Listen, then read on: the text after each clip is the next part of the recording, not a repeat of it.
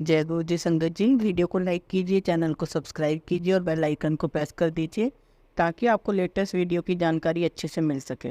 जय गुरु जी संगत जी, गुरु जी का अनंतम शुक्राना, गुरु जी के श्री चरणों में कोटि कोटि प्रणाम और गुरु जी की प्यारी संगत को भी जय गुरु जी। संगत जी, आज का सत्संग बहुत ही खास है, बहुत ही खूब महत्वपूर्ण है। आप सत्संग को अंत तक सुने और पूरा सुने, आपको अपने कई सवालों के जवाब मिलते रहेंगे और भी बहुत सारे सवाल जो भी आपके मन में है उन सबके जवाब आपको मिलेंगे। आप जानते हैं सत्संग सुनने का भी भला और सत्संग सुनाने वाले का भी भला है, इसलिए सत्संग संगत जी बहुत भाव के साथ मन लगा करके पूरा सत्संग सुने, सत्संग को अधूरा ना छोड़ें। इसमें हमारे गुरु जी का नादर होता है। अगर आप भी अपने सत्संग शेयर करना चाहते हैं तो हमारी ईमेल आईडी और व्हाट्सएप पर सुंदर लिखावट में हिंदी में ईमेल आईडी और व्हाट्सएप पर शेयर कर सकते हैं। यदि आप चाहें तो ईमेल आईडी और व्हाट्सएप पर टाइप भी कर सकते हैं। तो चलिए संगत जी, आज का सत्संग शुरू करते हैं। आज का सत्संग गुरु जी की प्यारी और पुरानी संगत का है। आज हम नारंग अंकल का सत्संग सुनेंगे। जय गुरु जी, शुक्राना गुरु जी, अनंतम शुक्राना गुरु जी महाराज का। सारी संगत को भी जय गुरु जी। संगत जी, गुरु जी के साथ मेरी जर्नी 2001 में शुरू हुई। I was working with the central government और मेरी पूना से चंडीगढ़ पोस्टिंग हुई और मेरा बेटा +2 कर रहा था, तो मेरी फैमिली पूना रही और मैं चंडीगढ़ आ गया। जब मैंने चंडीगढ़ ऑफिस ज्वाइन किया तो मेरे कलीग मदन अंकल, यह मार्च अप्रैल 2001 की बात है, उन्होंने मुझे आकर 1 या 2 दफ़ा कहा कि मैं अपने गुरुजी के पास गया था, वह आपको बहुत याद कर रहे हैं। मैंने कहा कि मैं तो किसी गुरुजी को नहीं जानता, नंबर 1, और नंबर 2 मुझे ऐसे किसी भी इंडिविजुअल पर विश्वास नहीं है कि मैं ऐसे किसी को गुरु मान लूँ। फिर मैंने उन्हें कहा कि it very nice of him कि उन्होंने मुझे याद किया, बट मेरा जाने का कोई इरादा नहीं था। उन्होंने मुझे 2-3 बार कहा कि मैं कल गया था गुरुजी के पास और गुरुजी ने कहा कि नारंग अंकल नहीं आए। मैंने कहा अरे मुझे नहीं जाना। मेरी उस समय ईगो, मेरी इमेच्योरिटी, मेरी स्टुपिडिटी सब सामने आ गई। उस समय मैं एक सीनियर ऑफिसर था, तो मैंने कहा कि मैं तो नहीं जाऊंगा, लेकिन अगर गुरुजी को कुछ काम है तो मैं कर दूंगा। तो बंदन अंकल ने हंसते हुए कहा कि अरे गुरुजी को किसी से कोई काम नहीं हो, वो तो तुम्हें ब्लेस करना चाहते हैं, वो तो महापुरुष है और जहाँ पर वो सिर्फ शब्द व गुरबाणी होती है और आपको वहाँ बहुत कंफर्टेबल लगेगा। मेरी आप बात मानो तो आप वहाँ चलो। और ऐसी बात हुई और 2-4 रोज़ के बाद फिर मदन अंकल मेरे कमरे में आते हैं और कहते हैं कि गुरुजी की माता जी गुजर गई हैं। उन्होंने मुझे कहा कि मैं डुगरी में अफसोस जताने जा रहा हूँ, would you like to come. अब संगत जी, ये ऐसा मौका था कि हमारे कुछ संस्कार ऐसे हैं कि जिस इंसान ने हमें 2-3 दफ़ा बुलाया हो उसे मैं 2-3 दफ़ा मना कर चुका हूँ, तो मैंने सोचा कि चलो चल के करके अफसोस तो कर ही आते हैं। और मदन अंकल के साथ मैं चंडीगढ़ से डुगरी गया। 2 घंटे का रास्ता है। हम 10 बजे चले, 12 बजे पहुंच गए और सोचा कि आधा घंटा वहाँ अफसोस करके बैठेंगे और 3-3:30 बजे वापस आ जाएंगे। जब हम डुगरी पहुंचे तो गुरुजी घर में नहीं थे, बट और इसलिए बात है कि जिस काम के लिए गए थे और गुरुजी थे ही नहीं, तो हमें वेट तो करना ही था। हम वहाँ बैठे रुके और पता चला कि गुरुजी कहीं बाहर गए हुए हैं। तो इस बीच वहाँ मदन अंकल ने मुझे गुरुजी की फैमिली से इंट्रोड्यूस करवाया, गुरुजी के बापूजी से मिलवाया, गुरुजी के बड़े भाई रूप सिंह अंकल जो गौरव अंकल के फादर हैं, गुरुजी की भाभी जी, गुरुजी की सिस्टर कृष्णा बहन जी, इन सब से मुझे मिलवाया और हम लोग सब बैठक में बैठ गए। वहाँ पर हमने चाय प्रसाद लिया और वहीं पर बैठे बैठे गुरुजी की बातचीत करते करते हमने गपशप शुरू कर दी। अब चूंकि गुरुजी का वेट करना था और वहाँ पर टाइम तो पास करना ही था, तो हमने कुछ ऐसे ही सवाल करने शुरू कर दिए। तो मैंने भी बापू जी से और कृष्णा बहन जी से कुछ ऐसे ही सवाल कर दिए। मैंने पूछा कि गुरुजी जब छोटे होते थे तो बचपन में क्या करते थे? वो सारे टाइम गुरुद्वारे या मंदिर में ही रहते थे या स्कूल भी जाते थे? और बातों बातों में पता चला कि गुरुजी डबल MA हैं। उन्होंने MA इकोनॉमिक्स और MA इंग्लिश भी की है। फिर मैंने पूछा कि क्या गुरुजी बचपन में खेल कूद करते थे या शरारती थे? और बातों ही बातों मैंने बापूजी से पूछ लिया कि बापूजी आपको पता कैसे चला कि आपके घर में गुरु पैदा हुआ है? तो बापूजी ने कहा कि बेटा हमें तो खुद को भी नहीं पता था, बट हमें कुछ संकेत मिलते, लेकिन हमने उन संकेतों को सीरियसली नहीं लिया। मैंने कहा फॉर एग्जाम्पल। तो बापूजी ने कहा कि जब गुरुजी पैदा हुए घर में तो दाई है जो अंदर डिलीवरी कर रही थी, वह भागी भागी बाहर आई, कहने लगी उसने अंदर सांप देखा है। और इसलिए बात है कि जितने भी आदमी लोग हैं वह सांप को मारने अंदर चले गए, लेकिन अंदर जा कर के देखा तो कोई सांप था ही नहीं। तो दाई से कहा गया कि आपको कोई गलत फहमी हो गई है, वहाँ तो कोई सांप है ही नहीं। अब ये एक इंसिडेंस था एंड एज अ सिब्लैंगिक रेफरेंस की लॉर्ड शिवा एक ह्यूमन फॉर्म में आए हैं। अब इस बात को कोई वहाँ पर समझ ही नहीं पाया, ना किसी के मन में ऐसी कोई बात हुई। और वैसे भी इस बात को समझना बहुत मुश्किल है जब तक कि आपको उसकी शख्सियत के बारे में ना पता हो।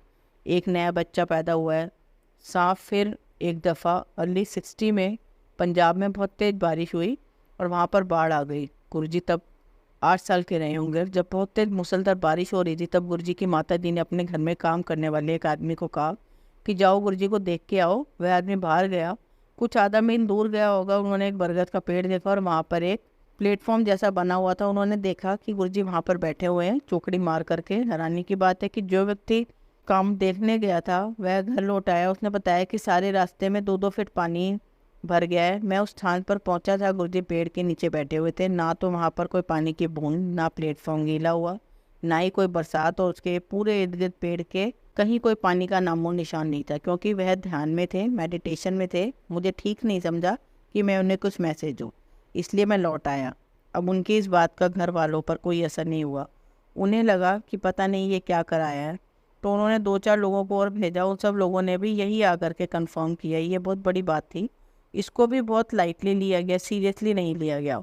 एक दिन स्कूल में गुरुजी के एग्ज़ाम हो रहे थे और एग्ज़ाम वाले दिन गुरुजी के आगे एक लड़का बैठा हुआ था। उस ज़माने में बॉल पेन नहीं हुआ करते थे, इंक पेन हुआ करते थे।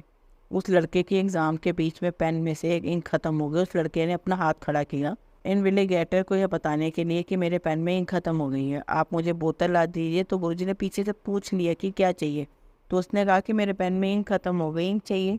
तो गुरुजी ने कहा कि अपना पेन मुझे दे दो। उसने जब गुरुजी को पेन दिया, गुरुजी ने पेन में फूंक मारी तो पेन इंक से भर गया। इतनी देर में इन्विजिलेटर आ गया और उन्होंने उन दोनों को पकड़ लिया और कहा कि आप दोनों को नकल कर रहे थे।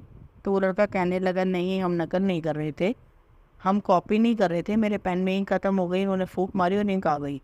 उस इन्विजिलेटर को तसल्ली नहीं, उसने बाहर अब बुक शॉप पर जाकर के एक नया पेन खरीदा और पेन लाकर गुरुजी को दिया और कहा कि अगर तुम में इतनी शक्ति है तो इसमें फूंक मारकर इंक भर के दिखाओ। और फिर गुरुजी ने उस पेन में फूंक मारी और पेन इंक से भर गया। अब वह बहुत परेशान, और बापूजी का दोस्त भी था, उठना बैठना साथ में था। तो शाम को घर जाकर बापूजी को कहता है कि भाई आपके घर में तो एक जादूगर पैदा हुआ है। यह वाली बात भी हंसी मजाक में निकल गई। एक गुरुजी के प्रोफेसर जो उन्हें कॉलेज में पढ़ाते थे वो वहीं मौजूद थे। उन्होंने बताया कि एक लड़का यानी कि गुरुजी के बारे में बताना चाह रहे थे कि जब मैं अटेंडेंस लेता था तो क्लास में होते थे, जब मैं पढ़ाना शुरू कर देता तो गायब हो जाते थे, और फिर जब क्लास ख़त्म होने का टाइम होता तो फिर वहीं क्लास में मौजूद होते। ऐसे 1 दफ़ा 2 दफ़ा हुआ तो मैंने सोचा कि मैं प्रिंसिपल को जाके शिकायत करूँगा कि रोज़ ऐसे ही होता है, अटेंडेंस के समय मौजूद होता है, पढ़ने के समय गायब, क्लास ख़त्म होने के समय फिर आ जाता है। तो प्रोफेसर जो है वह बोले कि मैं बहुत सोच में पड़ गया कि मैं प्रिंसिपल को बोलूँगा तो वह मुझे ही गलत ठहराएंगे कि अटेंडेंस के समय भी मौजूद रहता है और क्लास ख़त्म होने के बाद भी मौजूद रहता है, तो बीच में कैसे गायब हो सकता है। तो एक बार उन प्रोफेसर साहब ने बताया कि वह लोग टीचर रूम में बैठे हुए थे जहाँ पर वह लंच किया करते हैं। तो उन्होंने इस घटना का जिक्र अपने किसी एक टीचर फ्रेंड को बताया कि भाई मेरी क्लास में एक ऐसा लड़का है और ऐसा होता है। तो जैसे ही उन्होंने ये बात बताई तो वहाँ मौजूद 3 प्रोफेसर बोले कि अरे ये तो सेम हमारी क्लास में भी होता है। हम यह सोचकर चुप रहे कि अगर हम किसी को बताएंगे तो हम कोई हमें ही गलत ठहराए। तो यह वाली बात भी बापूजी तक आई और इस बात को भी बहुत लाइटली लिया गया। तो ऐसे ही बापूजी ने कहा कि बस इस प्रकार की ऐसी बहुत बातें आई और बहुत प्रकार के संकेत मिले। तो बापूजी ने कहा कि सबसे पहले इनकी माता जी ने इनको गुरु माना और मत्था टेका, इसके बाद मैंने भी इन्हें गुरु मान के मत्था टेकना शुरू कर दिया। यह बड़ा अजीब सा वाक्य और इंसिडेंस है कि किसी के माँ बाप अपने बच्चे के सामने माथा टेके। तब मुझे थोड़ा सा यह लगा कि इंसान थोड़ा अजीब तो है। उसके बाद लंगर भी हुआ, चाय प्रसाद भी हुआ और ये सब बातें करते करते हम लोग वहाँ 4 घंटे बैठे और तकरीबन 4 बजे किसी ने कहा कि गुरुजी आ रहे हैं। हम बैठक में बैठे हुए थे और एक पास में कमरा था जहाँ पर मंजी बिछी हुई थी, एक चटाई लगी हुई थी। तो सबने जब कहा कि गुरुजी आ रहे हैं तो हम लोग उस कमरे में चले गए। उस ज़माने में 44 गाड़ी हुआ करती थी, तो गाड़ी आकर के रुकी, उसमें से 4-5 लोग निकले। अब मुझे तो पता नहीं कि गुरुजी कौन है, मैं तो कभी मिला ही नहीं था। जब मैं इस कमरे में गया जहाँ पर मंजी बिछी हुई थी, मैं वहीं पर बैठ गया और बाकी लोग नीचे बैठे हुए थे। तो एकदम से मुझे मदन अंकल ने इशारा किया कि नीचे बैठो, क्योंकि वो मंजी जो है वो गुरुजी के लिए है। तो मैं फ़ौरन उठा, इतनी देर में गुरुजी अंदर आ गए। तो मुझे देख के बोलते हैं कोई नहीं साथ ही बैठ जा। तो मैं बैठ गया। तो लगभग उस कमरे में 40-50 लोग होंगे और आते ही गुरुजी ने मुझे बोला कि नारंग अंकल तुम्हें कितनी दफ़ा बुलाया, तुम आए क्यों नहीं। तो मैंने कहा कि गुरुजी बस नहीं आना हुआ, क्योंकि लेकिन माताजी का बहुत अफसोस हुआ। तो मुझे कहते हैं कि अच्छा चल तो मुझे बता कि तू चंडीगढ़ कब से आया हुआ है। तो मैंने बताया गुरुजी को। फिर गुरुजी ने इस बीच में और बातें की और मैंने बीच में बोला कि बड़ा अफसोस हुआ माताजी का ऐसा हुआ। फिर बातें गुरु जी करने लगे कि तेरी पोस्टिंग कहाँ कहाँ हुई है। तो मैंने बताता चला गया कि मैं पूना रहा, मैं बॉम्बे रहा, दिल्ली रहा हूँ। और मुझे इस बीच में ऐसा लगने लगा है कि मैं तो बीच बीच में अफसोस जताए जा रहा हूँ और गुरु जी मुझे सीरियसली ले ही नहीं रहे हैं। और तो और गुरु जी मुझे तरह तरह के सवाल पूछ रहे हैं एनीवे। और बातें करते करते उन्होंने मेरी फैमिली के बारे में पूछा। मेरे चाचा जी थे चीफ सेक्रेटरी, जो पंजाब में रिटायर थे। तो ये मैंने बताया तो बोलते हैं कि अच्छा, तेरे चाचा को भी मेरा भगत है। और जब हम आधा पौना घंटा गुरुजी से बातचीत करते हुए उठने लगे तो गुरुजी कहने लगे कि नारंग अंकल, 21 मई को माता जी का भोग है, आना जरूर। और अचानक मेरे मुंह से निकल गया सत्य वचन। संगत जी, मैं कह सकता था कि मैं कोशिश करूंगा, I will try my best, लेकिन मेरे मुंह से सत्य वचन निकला। मुझे लगता है कि गुरुजी की मेहर थी कि उन्होंने मेरे मुंह से ऐसा वचन निकाला।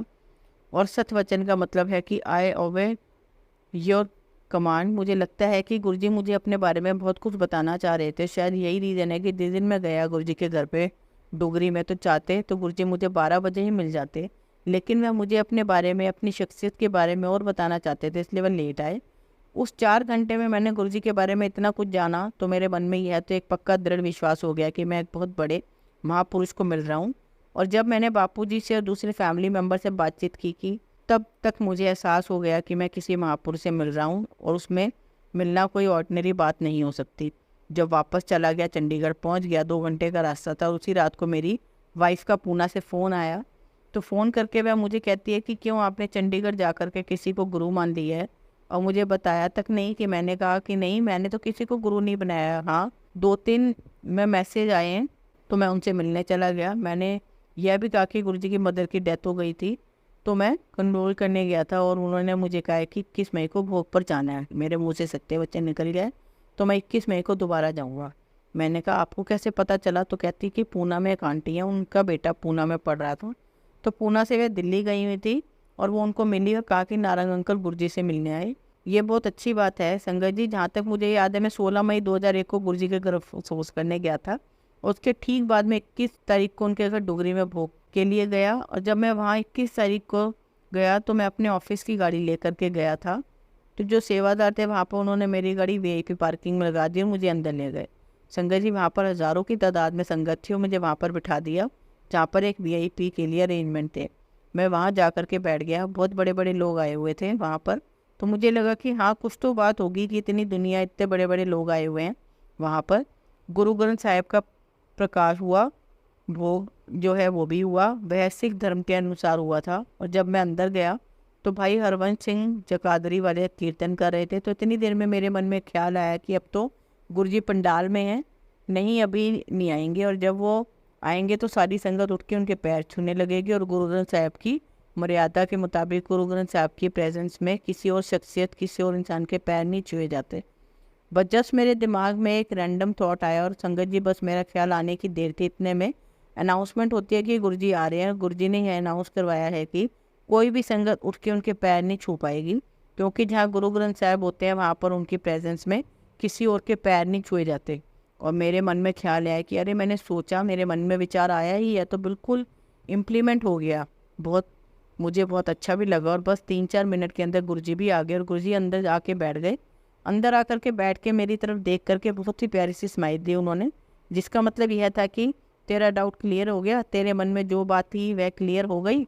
और मैंने भी स्माइल करके एक एक्नॉलेजमेंट दिया और एक ग्रेटिट्यूड दिखाया। उसके बाद हम लोग बैठे रहे, कीर्तन चलता रहा। और जब उठ गए तो उस समय एक प्रथा थी कि गुरुजी सारी संगत को अपने हाथ से कड़ा प्रसाद दिया करते थे। और मेरा तो फर्स्ट टाइम था और संगत जी बहुत ही हज़ारों में थी। अब वहाँ अनाउंसमेंट हुआ कि जो पंजाब की संगत है वो पहले गुरुजी से प्रसाद लेगी और जो दिल्ली वाली संगत है वो बाद में लेगी। तो सभी संगत लंगर लेने के बाद लाइन में लग गए। और संगत जी, लाइन इतनी बड़ी थी कि अगर मैं भी नॉर्मली लाइन में लग जाता तो मेरा नंबर आने में बहुत टाइम लग जाता। संगत जी, उस समय तक मेरे मन में कोई फेथ नहीं था, कोई भावना नहीं थी। तो मैंने सोचा कि ये तो अनाउंसमेंट हो गई कि पंजाब वाले पहले लें, दिल्ली वाले बाद में लें। मैं तो चंडीगढ़ से हूँ, चंडीगढ़ ठहरा यूनिवर्सिटी टेरी में, यूनियन टेरिटरी। तो मैंने ऐसे ही संगत को बोल करके बीच में लाइन में लग गया। जैसे ही मेरी टर्न आई, गुरुजी मुझे प्रसाद दे रहे थे और कह रहे थे नारंग अंकल आ गए लाइन तोड़ के। मैंने तो सुना तो मेरी तो ज़मीन ही हिल गई। हालांकि भी फंसा ज़रूर, और मुझे यही समझ में नहीं आया कि गुरुजी मुझे देख लिया, कब लिया। संगत जी, मुझे गुरुजी जो कड़ा प्रसाद देते हैं वे अपने कोमल हाथों से एक ही हाथ से दिया करते थे, लेकिन आपके दोनों हाथ भर जाया करते थे, इतना भर जाता था कि आप दोनों हाथों में से लेफ़्ट से राइट और राइट से लेफ़्ट उस प्रसाद को पलट नहीं सकते थे। और जब गुरुजी ने मुझसे ये बात बोली कि लाइन तोड़ के तुम आ गए, उसी समय गुरुजी ने मुझसे यह भी कहा कि 7 जुलाई मेरा बर्थडे है, अपनी फैमिली को लेके आना, अपनी आंटी को लेके आना दिल्ली। अब या तो गुरुजी की मर्जी, गुरुजी की मेहर, मेरे मुंह से तुरंत निकल गया सत्य वचन। अब या तो 21 मई की बात थी और गुरुजी का जन्मदिन 1.5 महीने बाद था, और मैं प्रसाद लेकर के अपने कुछ मिलने वालों से मिल करके चंडीगढ़ वापस चला गया। जाकर के मैं अपने इन लॉज के यहाँ ठहरा हुआ था और जाकर के उनको सब कुछ बताया कि ऐसे हुआ। मैं गया हुआ था, वाइफ को शेयर किया। तो मैंने फिर अपनी आंटी को कहा कि गुरुजी ने फिर 7 जुलाई को हम सबको बुलाया है और मैं फिर सत्य वचन कह के आ गया हूँ, तो हमें चलना है। मेरी वाइफ ने बहुत सीरियसली नहीं लिया, तो रिजेक्ट भी नहीं किया, बस ऐसे ही करते करते 7 जुलाई आ गई। हम लोग सब बड़े मंदिर पहुँचे। मदन अंकल हमको पूरी फैमिली को बाहर से ही एस्कॉर्ट करके अंदर तक ले गए। बहुत रश था वहाँ पर, और जैसे हमने माथा टेका, मैंने गुरुजी को इंट्रोड्यूस किया कि मेरी आंटी और मेरा बेटा, तो गुरुजी ने एकदम से हमें कहा कि यहीं राइट पे बैठ जाऊँ। तो हम लोग बैठ गए। एक आदमी और बैठा हुआ था वहाँ पर, जिसको मैंने तो पहचान लिया, पर मेरी आंटी और मेरा बेटा नहीं पहचान पाए। 15-20 मिनट गुजर गए, संगत आ रही थी, जा रही थी, और उसके बाद गुरुजी ने मुझे फॉर्मली उस आदमी से इंट्रोड्यूस करवाया। और वह जो शख्स थे अरुण शौरी अंकल, और उन दिनों वह एग्रीकल्चर चीफ थे इन इंडियन एक्सप्रेस, और बाद में वह यूनियन मिनिस्टर बने। तो गुरुजी ने कहा कि ये शौरी अंकल हैं। मैंने कहा कि हाँ जी गुरुजी, मैं जानता हूँ। तो शौरी अंकल से कहते हैं गुरुजी की शौरी अंकल, नारंग अंकल पहली बार आए हैं, इनसे अपना सत्संग शेयर करो। कि हम चारों वहाँ एक छोटा सा सर्कल बना के गुरुजी के पाँव के ठीक पास में बैठ करके गुरुजी के नज़दीक बैठ गए। हम वहाँ बैठ के हम सत्संग सुनने लगे। तो शौरी अंकल बताने लगे कि गुरुजी की महिमा, उनकी दुआ में ना जाने क्या क्या चीज़ें मिलने लगती हैं।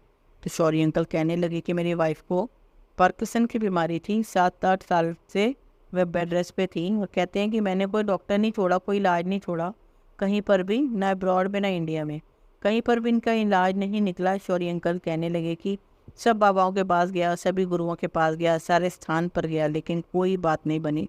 तो शौरी अंकल आगे बताते हैं कि एक बार और उनके फ्रेंड ने उन्हें इंसिस्ट किया कि आप सब जगह तो हो आए हो, एक बार मेरे गुरुजी के यहाँ ज़रूर चलो। तो पहला मेरा रिएक्शन, यानी शौरी अंकल का रिएक्शन था कि नहीं, मैं बहुत जगह ट्राई कर चुका हूँ, कहीं कोई इलाज नहीं हो रहा है, अब मैं कहीं नहीं जाऊँगा। क्योंकि वो बहुत अच्छा दोस्त था, उसने सीरियसली और प्यार में कहा था, उसे नहीं कर पाया। गुरुजी के पास आ गया तो उनके फ्रेंड ने गुरुजी से इंट्रोड्यूस करवाया कि गुरुजी ये शौरी अंकल हैं, इनकी वाइफ को पार्किंसन रोग है। परंतु गुरुजी ने कोई जवाब नहीं दिया और शौरी अंकल और उनकी वाइफ भी बैठ गए। तो उस टाइम की प्रथा थी कि उस टाइम ज़्यादा संगत नहीं होती थी, 400-500 संगत आया करती थी। जब संगत आती तो गुरुजी को मत्था टेक के बैठ जाती, जब संगत जाती तो गुरुजी से जाने के समय आज्ञा लेकर के जाया करते थे। तो जब शौरी अंकल गुरुजी से आज्ञा लेने पहुँचे तो गुरुजी के पास वहाँ पर समोसा रखा हुआ था। समोसा प्रसाद तो गुरुजी ने शौरी अंकल को देते होगा कि यह ले जा, अपनी वोटी नू दे दियो। पंजाबी में वोटी मतलब पत्नी होता है। और शौरी अंकल बताते हैं कि वो प्रसाद लेकर के बाहर तो आ गए, but he was very curious कि यह कैसा प्रसाद है, और वो सोच में पड़ गए कि गुरुजी को बता भी दिया कि वाइफ को पार्किंसन रोग है, 78 ईयर से वह बेड पर ही है, तला गला बिल्कुल बंद है, उसको प्रसाद ही देना था तो कोई ठीक सा प्रसाद दे देते, तला हुआ समोसा ही क्यों दिया। तो शौरी अंकल जब घर आए तो उन्होंने अपनी वाइफ को बोला, आज मैं गुरुजी के पास गया था, उन्होंने मेरे लिए प्रसाद के रूप में समोसा दिया है तेरे लिए, तो मैं तेरी बेड की साइड की टेबल पर रख देता हूँ, दिल करेगा तो खा लेना, वरना सुबह मुझे दे देना। अरुण शौरी अंकल कहने लगे कि मैं एडिटर था इंडियन एक्सप्रेस का, तो मुझे रात में बहुत काम होता था एडिटोरियल लिखने का, तो हमारा एक अरेंजमेंट हुआ करता था कि हम इंडिपेंडेंट कमरे में सोया करते थे, लेकिन मैं सुबह बेटी के समय पर वाइफ के पास आ जाया करता था, बेड टी के समय वाइफ के पास आ जाया करता था, हम लोग साथ में चाय पीते थे। तो मैं समोसा प्रसाद उसके पास रख करके चला गया, और मैं जब सुबह रूम में गया तो मैंने देखा कि नीता वहाँ कमरे में अपने पलंग पर है ही नहीं। किशोरी अंकल सोचने लगे कि नर्स तो सुबह लेट आती है और जो मेड है उसकी चप्पलें भी यहाँ नहीं पड़ी हैं, तो नीता गई तो गई कहाँ। तो इतने में उनकी वाइफ अंदर से आवाज़ देती है वॉशरूम से कि डोंट वरी, मैं यहीं पर हूँ वॉशरूम में, मैं अभी आती हूँ। जैसे ही वॉशरूम का दरवाज़ा खुला उन्होंने देखा कि नीता आंटी चल करके वॉशरूम से आ रही हैं, बेड तक जा रही हैं। वो 7-8 साल से बेड पर ही थी। अरुण शौरी अंकल को बहुत हैरानी हुई कि साथ में ना तो कोई नर्स है, ना कोई हेल्पर, ना कोई मेड है। तो फिर उन्होंने चारों तरफ देखा, उनकी नज़र पड़ी प्लेट पर और देखा कि समोसा नहीं है, तो उन्हें लग गया कि इन्होंने समोसा प्रसाद खा लिया। जब वह आकर के बेड पर बैठी तो उन्होंने पूछा कि अनीता यह कैसे हो गया, तुम अचानक से कैसे चल पड़ी। तो कहती हैं आप जो प्रसाद रख के गए तो मेरा भी कोई मन नहीं था और मैंने खाया ही नहीं, लेकिन रात के 12-1 बजे मुझे ना जाने किसी ने एक शक्ति ने आकर के फोर्स किया कि मैं प्रसाद खाऊं। और जैसे ही समोसा प्रसाद मैंने बेड पर बैठ करके खाया और बेसुध बिना सोचे ही मैं उठी और वॉशरूम चली गई। मेरे मन में एक पल भी नहीं आया कि मैं तो चल ही नहीं सकती। और जब मैं वापस आई तो मैंने देखा कि मैं तो अपने आप चल पड़ी। तो बोलती है कि आप अंदर कमरे में आए हो। ये मेरा सेकंड राउंड था वॉशरूम जाने का। बस शौरी अंकल और अनीता आंटी के घर में तो खुशी की लहर दौड़ गई। जो चीज़ 7-8 साल में कोई नहीं कर पाया, कोई दवाई नहीं कर पाई, कोई गुरु नहीं कर पाया, कोई सिद्धि वाले नहीं कर पाए, लेकिन गुरुजी ने करके दिखा दिया। सब लोग बहुत खुश हुए। अगले दिन गुरुजी को मत्था टेकने के लिए एम्पायर स्टेट गए, शुक्राना किया और बोले बोले अनीता आंटी चलने। मैं इतनी एक्सपर्ट हो गई क्योंकि एम्पायर स्टेट में जो लंगर होता था उस लंगर में अनीता आंटी लोगों को लंगर सर्व किया करती थी। जब शौरी अंकल ने अपना सत्संग ख़त्म किया तो मैंने कहा कि शौरी अंकल, मैं आपका बहुत बड़ा एडमायर हूँ और मैं तकरीबन आपके सारे आर्टिकल पढ़ता हूँ। और आपने कुछ महीने पहले इंडियन एक्सप्रेस में संडे मैगजीन सेक्शन में एक आर्टिकल लिखा था, देयर आर नो गॉड और a god man they all are god fraud. कोई गुरु कोई फेथ नहीं है, ये सब फ्रॉड है। और आपने आर्टिकल एक बार नहीं, संडे 3 बार 3 हफ्ते तक लगातार आता रहा और आप ये आर्टिकल लिखने वाले आज मुझे गुरु जी का सत्संग सुना रहे हैं। तो उन्होंने कहा, Narang uncle you are very right, I am impress. तुम मेरे एडमायरर्स द्वार पर आने से पहले के लिखे हुए थे। तो जब मैं गुरुजी के पास गया, उनकी मेहर हो गई, तो गुरुजी ने मुझे साफ बोल दिया कि अब इस प्रकार के आर्टिकल नहीं लिखने। तो इसलिए मैं उसे दोबारा लिख नहीं पाया। And it was very amazing कि आई एम हियर। संगत जी की अगर यही सत्संग कोई ऑर्डिनरी व्यक्ति मुझे आकर के सुना देता तो शायद मैं बिलीव नहीं करता। और आज वर्तमान में एक अलग स्टेज पर हूँ कि हर सत्संग को सुनता हूँ, हर सत्संग पर बिलीव करता हूँ। लेकिन अरुण शौरी अंकल कह रहे हैं तो कोई रीज़न था ही नहीं कि मैं उस बात को ना मानूं। संगत जी, गुरुजी का तरीका था, उन्हें पता था कि अगर यह सत्संग किसी और को सुनाते तो शायद किसी और ऑर्डिनरी व्यक्ति को अगर मैं सुनता तो शायद नहीं मानता। इसलिए उन्होंने पहला सत्संग मुझे शौरी अंकल का ही सुनवाया। और जब ये सत्संग सुना तो हमारी पूरी फैमिली बहुत इम्प्रेस हुई। और सत्संग सुनने के बाद मन में डालता आई कि हम गुरुजी के बारे में और जाने। उठ के बाहर हम लंगर खाने गए, वहाँ भी 2-4 लोगों ने छोटे छोटे सत्संग शेयर किए। फिर हम जब वापस आए, हमने इजाज़त ली तो गुरुजी ने हमें वहीं पर बिठा लिया। उठ के बाद हम जब लंगर खाने गए तो वहाँ भी 2-4 लोगों ने छोटे छोटे सत्संग शेयर किए। फिर जब हम वापस अंदर आए और जैसे गुरुजी से आज्ञा मांगी घर जाने के लिए, उन्होंने हमें दोबारा वहीं बिठा दिया। वहाँ बैठे रहे, संगत आ रही थी जा रही थी, किसी किसी को गुरुजी प्रसाद दे रहे थे। जब बिठा लिया थोड़ी देर बाद बोलते हैं गुरुजी कि चलो नारंग अंकल चलो। जैसे ही हमें जाने के लिए बोला गुरुजी ने, हमने जैसे ही माथा टेका तो मुझे आज भी याद है गुरुजी ने मुझे प्रसाद के रूप में आम की पेटी दी थी, जो हमने बाद में उसे स्वाद लेके खाया। उस टाइम पर संगत जी यह नहीं पता था कि गुरुजी शिव हैं, महाशिव हैं, लेकिन तब तक हमारे मन में भावना आ चुकी थी कि जिस व्यक्ति से हम मिलके आ रहे हैं वो कोई साधारण व्यक्ति नहीं है। संगत जी, गुरुजी हमेशा कहा करते थे कि महापुरुषों की बातों को सीरियसली लिया करो। गुरुजी हमेशा ही यही कहा करते थे, अगर मुझसे कुछ पाना है तो मुझसे डायरेक्ट कनेक्शन बनाओ, किसी को बीच में मैसेंजर नहीं बनाना। Guruji always believe in direct connection. और गुरुजी कहते हैं कि मेरे साथ डायरेक्टली जुड़े रहो, जितना भी समय लगे, जिस समय भी आप बैठते हो मेरे पास बैठो, मुझसे जुड़ के मैं सबकी बातें सुनता हूँ।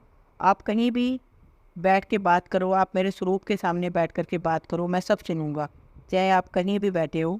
मैं सभी संगत को यह बताना चाहूँगा कि गुरुजी का डायरेक्ट कनेक्शन पर बहुत जोर था। कोई आंटी अब्रॉड से आई थी, उसे किसी ने कहा था कि गुरुजी के साथ अमृत वेले में जुड़। तो वह पूछ रही थी कि अमृत वेला कितने बजे होता है, रात में, सुबह कितने बजे। तो गुरुजी ने उन्हें बुला करके कहा कि आंटी तो जगह जगह पूछती रहती है कि अमृत वेला कितने बजे होता है। जिस दिन तू मुझसे दिल से जुड़ जाएगी उसी दिन अमृत वेला है। 24 घंटे में आपको जितना भी समय मिले संगत जी 10 मिनट 5 मिनट गुरुजी से जुड़ के बातें करो। और जो दूसरी चीज़ गुरुजी कहा करते थे, टोटल सरेंडर। और इस बात को जो मैं समझा हूँ वो ये है कि अगर गुरुजी के पास आए हो तो सब कुछ छोड़ दो, अपनी मेहनत करो, अपनी कमाई करो, अपने जो है फ़र्ज पूरे करो, लेकिन रिजल्ट मुझ पर छोड़ दो।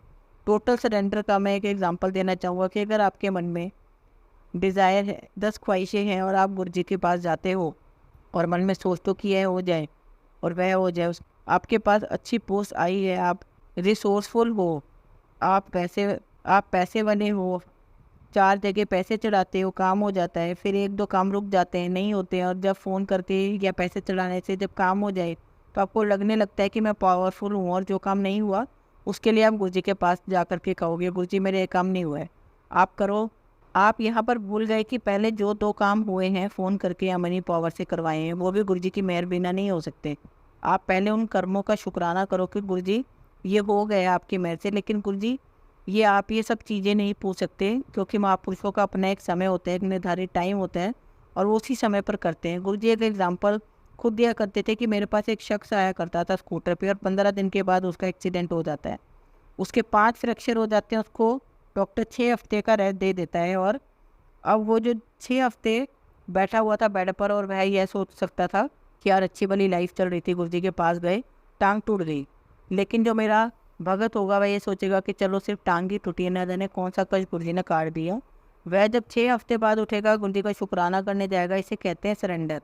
तो गुरु जी टोटल सरेंडर पर बहुत जोर दिया करते थे। गुरु जी यह भी कहा करते थे कि मेरे भक्तों की लाइफ में कुछ भी कोइंसिडेंस नहीं होता है, मैं उनकी लाइफ रेगुलेट करता हूँ। हर जगह हर संगत की लाइफ में जो कुछ भी काम है वह गुरु जी रेगुलेट करते हैं, वही सब मैनेज करते हैं और उन्हें सब पता होता है कि किसको मुझसे क्या काम है। गुरु जी को कभी कंप्लेन मत करो, शिकायत मत करो। जो सबसे बड़ी बात यह है, जो गुरु जी कहा करते थे कि गुरु जी को प्यार करो, love you Guru ji, always love you. मैं बहुत बहुत शुक्राना करता हूँ गुरु जी का कि उन्होंने मुझे सेवा बख्शी कि मैं अपना सत्संग आप सबके साथ शेयर कर सका। आगे गुरु जी की जैसी भी मैं होगी, मैं आप सबके साथ अपना सत्संग जरूर शेयर करूँगा। अब मैं अपनी वाणी को यहीं विराम देता हूँ। जय गुरु जी, शुक्राना गुरु जी।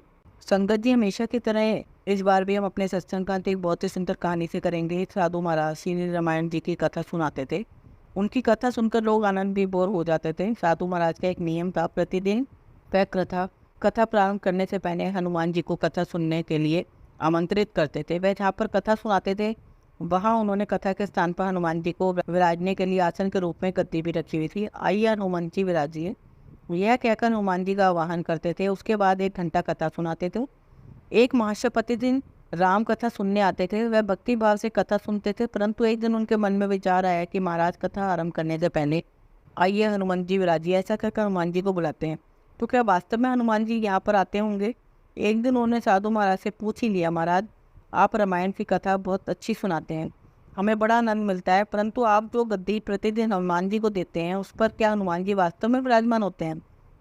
साधु महाराज ने कहा, हाँ ये मेरी श्रद्धा है, हनुमान जी का वचन है कि जहाँ राम कथा सुनाई और सुनी जाती है वहाँ हनुमान जी अवश्य पधारते हैं।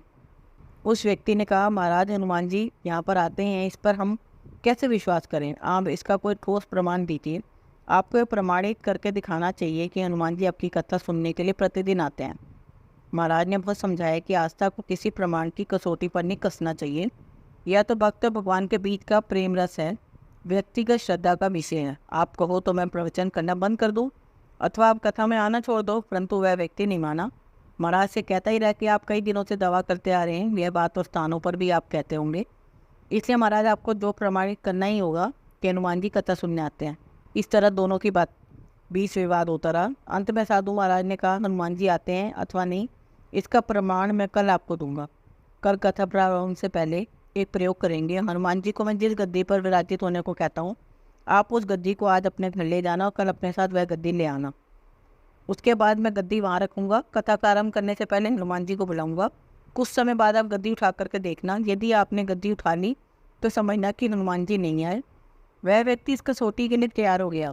महाराज ने कहा, हम दोनों में से जो पराजित होगा वह क्या करेगा, इसका निर्णय भी कर लें, यह तो सत्य की परीक्षा है। उस व्यक्ति ने कहा, मैं गद्दी नहीं उठा पाया तो आपसे दीक्षा ले लूँगा, परंतु आप पराजित हो गए तो क्या करोगे? साधु ने कहा, मैं कथा वचन छोड़कर आपका सेवक बन जाऊँगा। अगले दिन कथा सुनने के बाद बहुत भीड़ एकत्रित हो गई। सारे लोग भक्ति, श्रद्धा, प्रेम और विश्वास की परीक्षा देखने आ गए। साधु महाराज और वह व्यक्ति कथा के स्थान पर आए। उस व्यक्ति ने गद्दी महाराज के हाथ में दी। प्रतिदिन हनुमान जी को विराजित होने के लिए जहाँ गद्दी रखते थे उसी स्थान पर वह रखी गई। महात्मा जी ने अंतर्मन से मंगलाचरण किया और बोले, आइए हनुमान जी विराजिए। ऐसा बोलते ही साधु महाराज की आंखों में आंसू आ गए। मन ही मन महाराज बोले, हे प्रभु, आज मेरी नहीं आपकी ही परीक्षा है। मैं तो एक साधारण सा व्यक्ति हूँ, मेरी भक्ति और आस्था की लाज रखना प्रभु। साधु महाराज ने प्रार्थना की, उस व्यक्ति को गद्दी उठाने के लिए निमंत्रण दिया। सभी की आंखें गद्दी पर जम गई। साधु महाराज बोले, महाशय आप गद्दी उठाइए। उस व्यक्ति ने गद्दी उठाने के लिए हाथ बढ़ाया, परंतु आश्चर्य की बात यह है कि वह गद्दी को स्पर्श भी नहीं कर पा रहा था। जो भी कारण रहा हो, उसने 3 बार हाथ बढ़ाया किंतु तीनों बार गद्दी को स्पर्श भी नहीं कर पाया। महाराज देख रहे थे गद्दी उठाना तो दूर, वह व्यक्ति गद्दी को छू भी नहीं पा रहा था। 3 बार प्रयास करने पर वह पसीने से तरबतर हो गया। वह व्यक्ति समझ गया कि यह साक्षात हनुमान जी का ही चमत्कार है और वह साधु महाराज के चरणों में गिर पड़ा। बोला, महाराज गद्दी उठाना तो दूर, पता नहीं ऐसा क्या हो रहा है कि मेरा हाथ भी गद्दी तक नहीं पहुंच पा रहा है। मैं अपनी हार स्वीकार करता हूँ। जिस प्रकार उस व्यक्ति ने कहा उसी प्रकार उसने साधु महाराज से दीक्षा ली और भगवान की सेवा में जुट गया। कहते हैं कि श्रद्धा और भक्ति के साथ की गई आराधना में बहुत शक्ति होती है। प्रभु की मूर्ति पाषाण की ही होती है, परंतु भक्ति भाव से उसमें प्राण प्रतिष्ठा होती है और स्वयं प्रभु उसमें विराजते हैं। जय गुरु जी, शुक्राना गुरु जी, धन्यवाद संगत जी।